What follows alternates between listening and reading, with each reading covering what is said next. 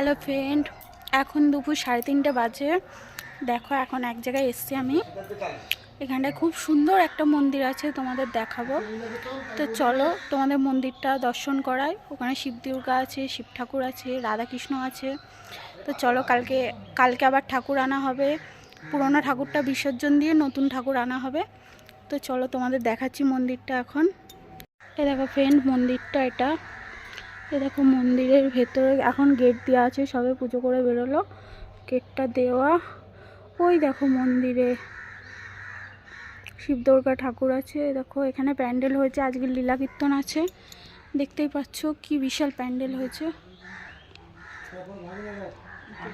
মন্দিরটা দেখো কি সুন্দর। এ দেখো তুলসী মঞ্চ আছে একটা, কত সুন্দর জায়গা। এ দেখো এখানটায় কালকে পরশুদিন থেকে এখানে যজ্ঞ হবে এই জায়গাটায়।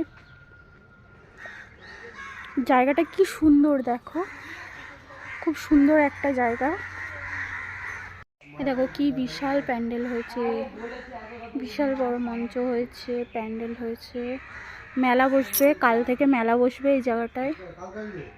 দেখো ফ্রেন্ড, এখানে সাইডে একটা পুকুর আছে। দেখো কি সুন্দর পুকুরটা। এখানে কমিটি মেম্বারদের বসার জন্য জায়গা করা হয়েছে। আর এখানটায় পুকুর আছে, ওই যে ওই পারে ট্রেন চলছে, ওই পার দিয়ে ট্রেন যায়।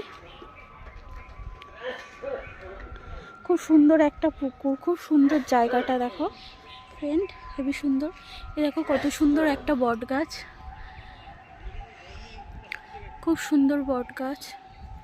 এ দেখো মন্দিরের পেছন সাইডটা দেখাচ্ছি তোমাদের। মন্দিরের এ দেখো পেছন সাইড এটা।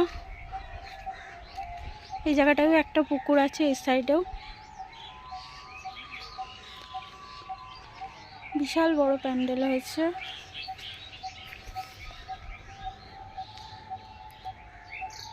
ওই পারে রেল লাইন আছে, এপারে রেল লাইন আছে, ওই পারে রেল লাইন দিয়ে ট্রেন চলে।